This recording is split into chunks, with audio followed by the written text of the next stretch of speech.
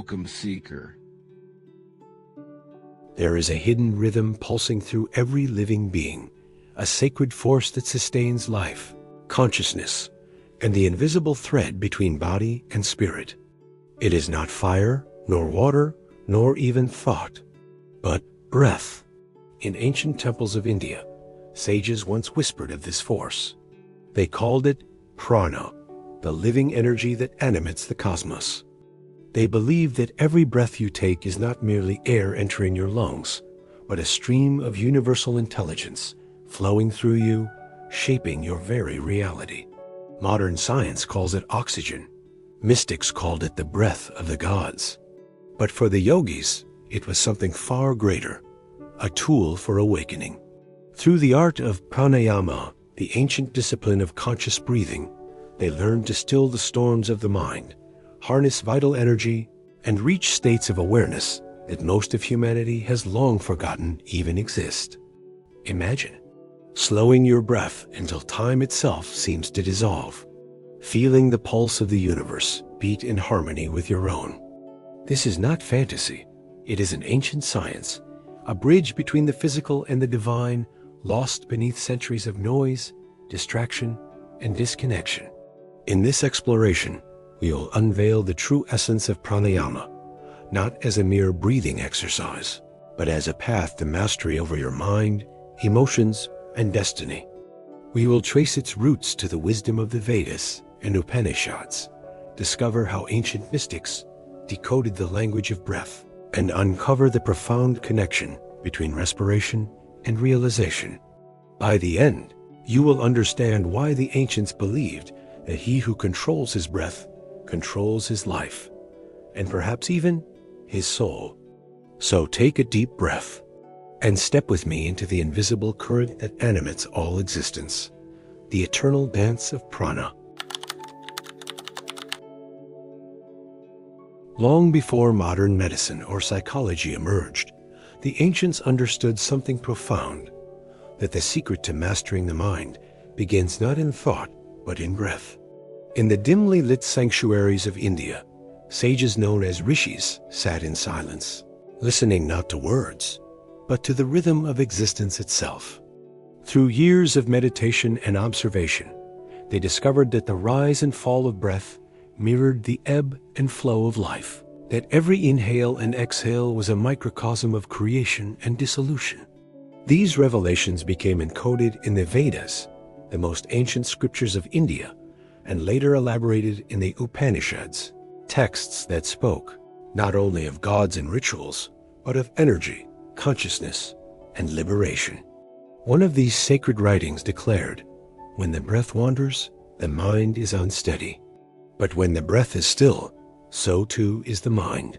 This was the essence of pranayama, from the Sanskrit prana, life force, and ayama, to extend or control. To the yogis, breath was not mere biology. It was divine architecture. It was how the invisible became visible, how spirit descended into matter, and how matter could rise again toward spirit. Every great civilization had its version of this truth. In ancient China, the Taoists cultivated qi gong, the art of moving and shaping qi, or life energy, through the breath. In Egypt, initiates of the mystery schools practiced controlled respiration to awaken dormant centers within the body, what we now call chakras or energy vortices. And among the early Greek philosophers, the concept of pneuma, the breath of life, was seen as the divine fire animating the human soul. Though their languages differed, their message was the same. Breath is the bridge between the seen and the unseen, the outer and the inner, the mortal and the eternal. But as time passed, this sacred science was gradually forgotten. Empires rose and fell, and the world's attention shifted outward toward conquest, technology, and the measurable world. The art of breath became reduced to mere physiology, its deeper significance buried beneath centuries of materialism. Yet fragments of this wisdom endured, carried in secret by yogis, monks, and mystics, who knew that within the rhythm of one's own breathing lies the key to altering consciousness itself. Modern science, ironically, is now circling back. Neuroscientists have discovered that the breath directly influences brain waves, heart rate, and emotional regulation. Slow breathing activates the parasympathetic nervous system, bringing calm and clarity. Rapid or shallow breathing triggers anxiety and chaos. The ancients knew this, not from instruments or data, but from inner observation cultivated through stillness and time. They understood that mastering the breath was the first step to mastering the self, and that he who commands the current of prana can shape the current of his destiny. In the next section, we'll begin unraveling how the mechanics of pranayama actually work, how each breath you take is not just an exchange of air, but a deliberate act of creation and transformation. Close your eyes for a moment and take a single conscious breath. Feel how it enters, effortlessly, silently, filling not only your lungs, but something far deeper. That moment of stillness between inhale and exhale. That is the doorway through which ancient yogis stepped into eternity. To them, breath was never just air.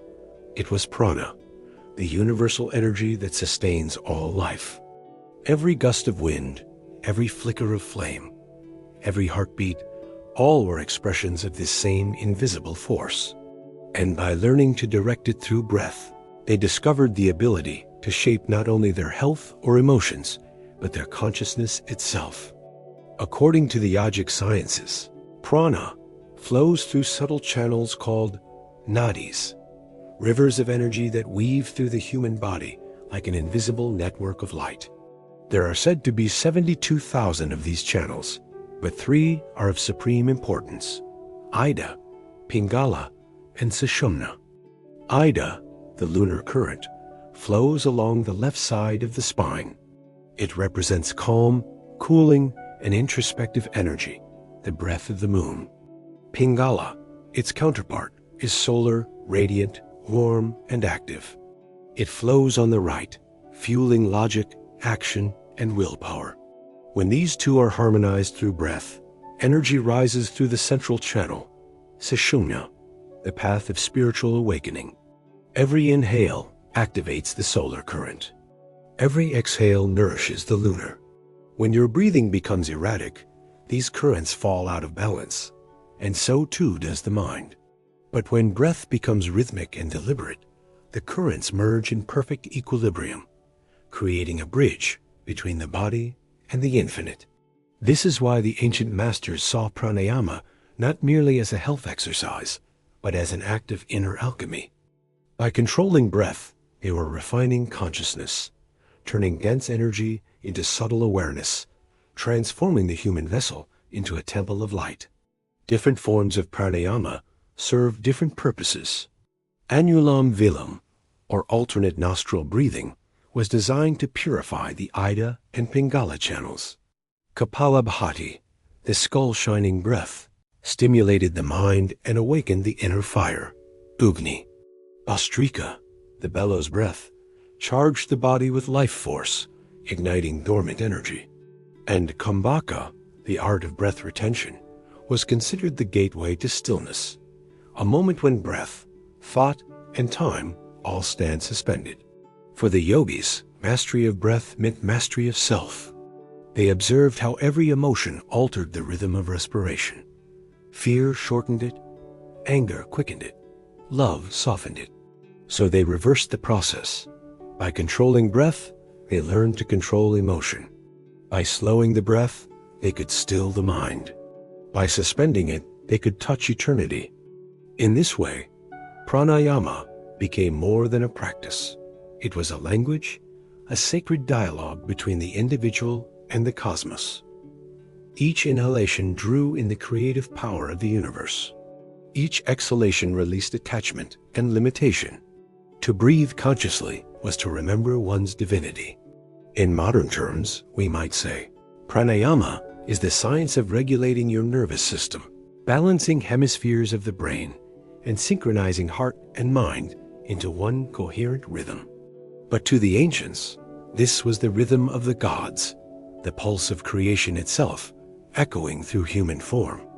They knew what few today still remember, that every conscious breath reweaves your destiny, each inhalation drawing you closer to the source. And as we explore further in the next section, we'll go beyond the physical, into the mystical and psychological dimensions of breath, where pranayama becomes not just control of energy, but communion with the eternal. If you're feeling the call to explore these deeper truths, to rediscover what your breath is truly capable of, consider subscribing to Labyrinth of the Veiled and share your thoughts in the comments section below.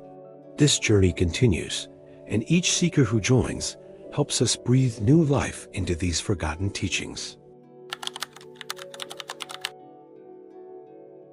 In the silent chambers of ancient temples, where only the faint crackle of oil lamps disturbed the stillness, disciples sat before their masters, unmoving, unblinking, their breath slowed to the pace of eternity. They were not simply meditating, they were merging, dissolving the illusion of separateness through the invisible art of breathing. For the ancients, pranayama was not merely about vitality or control, it was the secret key to transcendence. To breathe consciously was to participate in the act of creation itself. Inhalation mirrored the expansion of the universe, the great outbreath of Brahma. Exhalation mirrored its return, the dissolution into the infinite womb of the Absolute. In this rhythm, they saw the reflection of cosmic law. The Hermetic masters in Egypt and Greece understood the same principle under different names. They taught that breath is spirit, pneuma, ruic, prana, anima. To inhale was to draw in divine intelligence. To exhale was to give back to the all.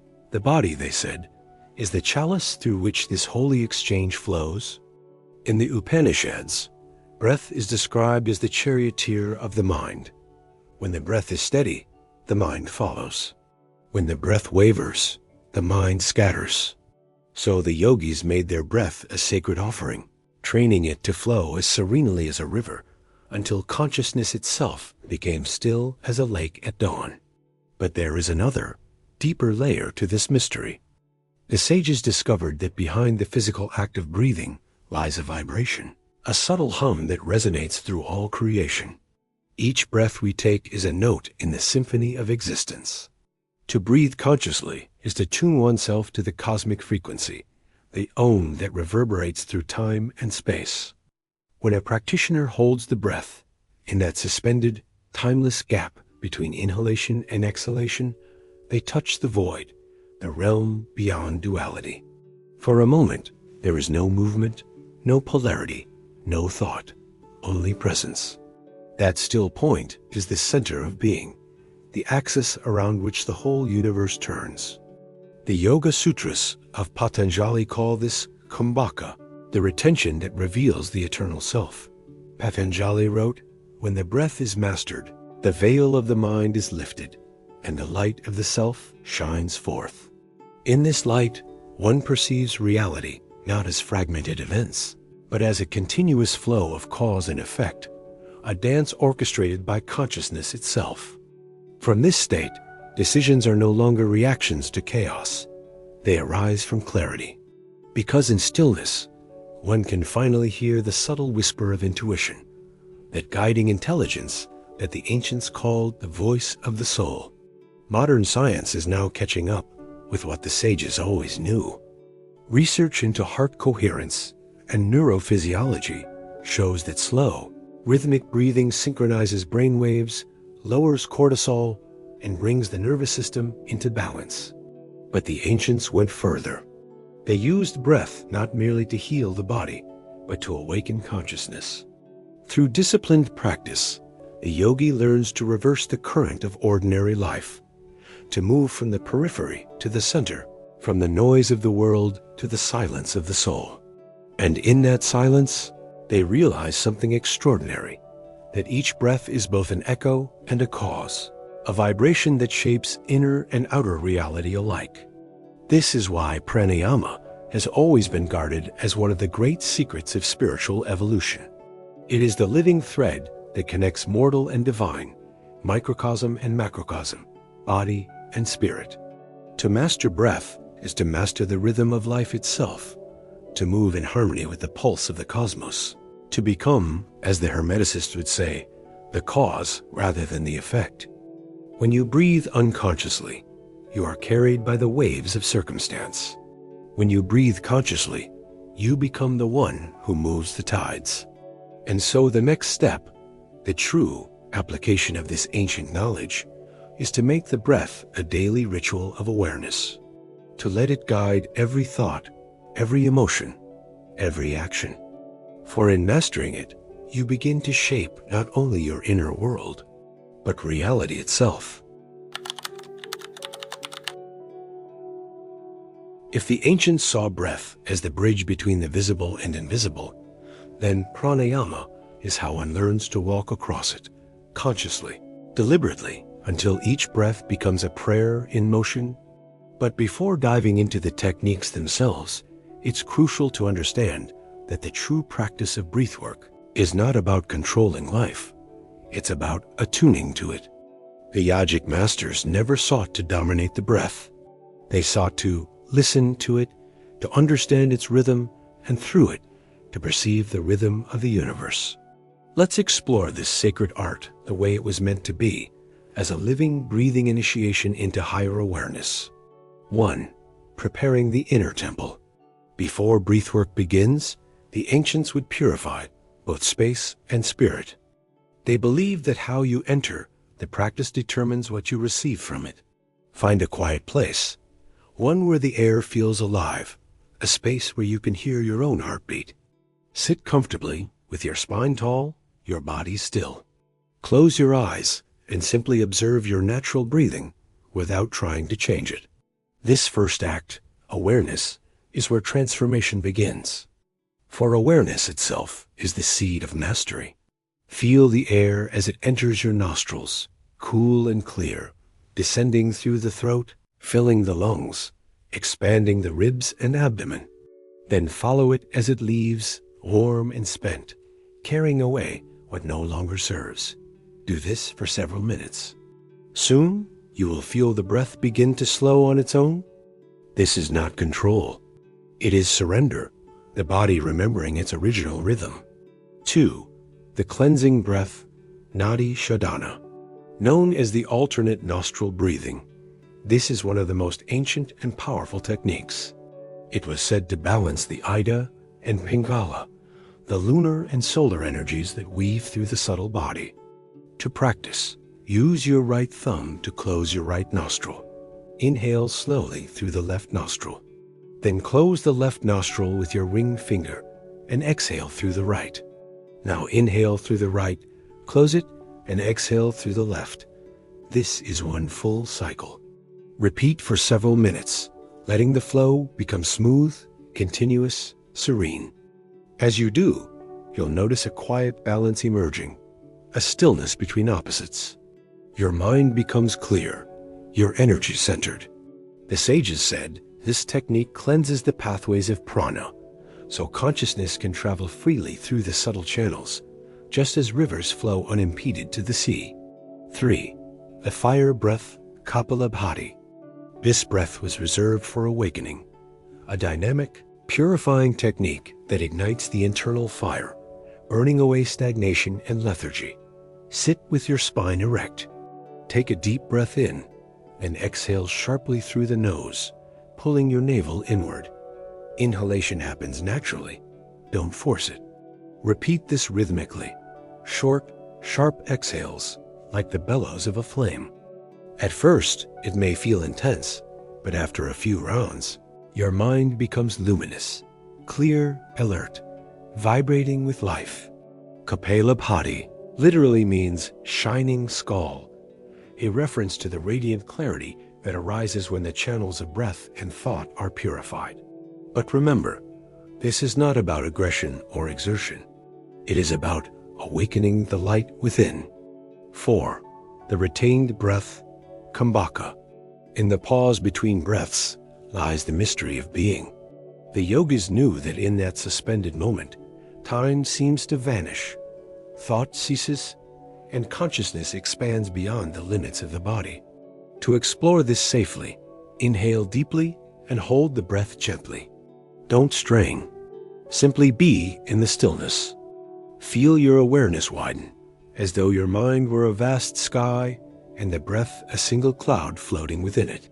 Then exhale slowly, allowing yourself to dissolve into peace. This retention, when practiced regularly, reveals the subtle truth that you are not the breath itself, but the silent witness through which it moves. You are the space between cause and effect, between motion and stillness. 5. The integration. Breath as daily practice. Beyond formal exercises, the ancients taught that every breath is an opportunity for awakening. They practiced awareness while walking, breathing in harmony with each step. They breathed consciously while eating, recognizing that each morsel was a gift of prana. They even breathed mindfully while speaking, understanding that words carried energy and that breath was the vehicle of intention. In modern life, this teaching is revolutionary. It reminds us that we don't need temples or mountains. We need presence. To bring awareness into your breath as you move through the day is to live as a conscious being rather than a mechanical one. Before making an important decision, pause and breathe deeply 3 times. Feel how your thoughts settle. Notice how clarity emerges naturally, without effort. The masters would say, when the breath is calm, the path is revealed. Through consistent practice, your nervous system rewires itself.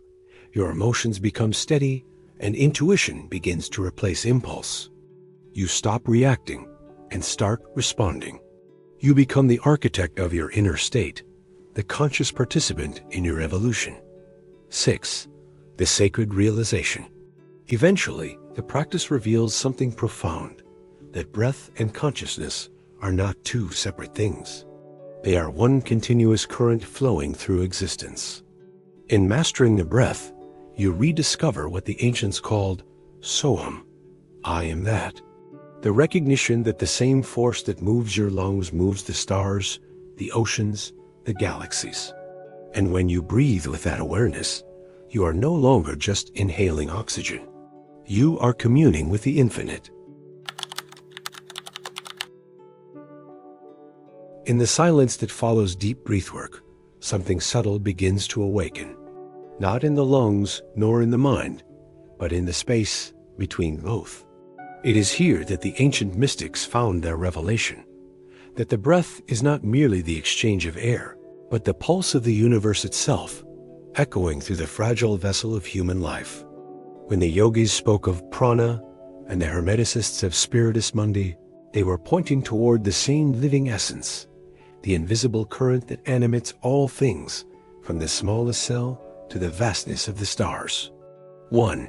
The breath as the thread of existence. Think of it. From the moment we are born, the first act we perform is to inhale. And when we depart this world, the last act is to exhale. Everything between those 2 moments, every word spoken, every choice made, every thought and emotion, is woven upon that thread. This is why the ancients regarded the breath as the secret link between the mortal and the divine. To breathe consciously is to remember what we are, not isolated beings, but notes in the grand symphony of life, each vibration contributing to the harmony of the cosmos. 2. The great mirror of inner and outer worlds. In the teachings of Hermeticism, the law as above, so below applies even here. The macrocosm breathes just as we do. The earth inhales when the tides recede and exhales when they return. The universe itself expands and contracts, a cosmic respiration, the breath of creation and dissolution. And so, by mastering our own breath, we align ourselves with that greater rhythm, the breath of the divine. The sages understood that this alignment was the true meaning of union, or yoga, not the twisting of the body, but the harmony of the soul with the whole. 3. The still point beyond the breath. As practice deepens, there comes a moment when breath, thought, and time dissolve. In that infinite stillness, one realizes that even breathing is not truly ours. The body breathes itself. The universe breathes through you. You are the witness, the silent awareness behind every inhalation and exhalation. And in that realization, fear fades. For how can death exist when even the cessation of breath is merely a change in rhythm, a shift from one state of being to another? The Tibetan masters called this moment the recognition of the clear light, when consciousness recognizes itself as boundless, beyond beginning or end. 4. Living the teaching. The purpose of breathwork was never escape. It was remembrance, to remember that every breath is sacred, that every moment is a chance to begin again, that each inhalation carries the gift of creation, and each exhalation the wisdom of surrender. When you walk, breathe with awareness. When you speak, breathe with intention. When you love, breathe with presence. Let every breath remind you that you are not separate from life.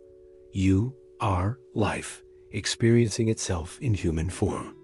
In this realization, the mundane becomes miraculous. The act of breathing becomes prayer, and every heartbeat becomes a verse in the eternal song of existence. 5. The final reflection. In the ancient texts, it is said, when the breath wanders, the mind is unsteady. But when the breath is still, the mind too becomes still, and the yogi finds union with the infinite. Hatha Yoga Pradipika. This was never mere poetry. It was revelation. A map pointing inward.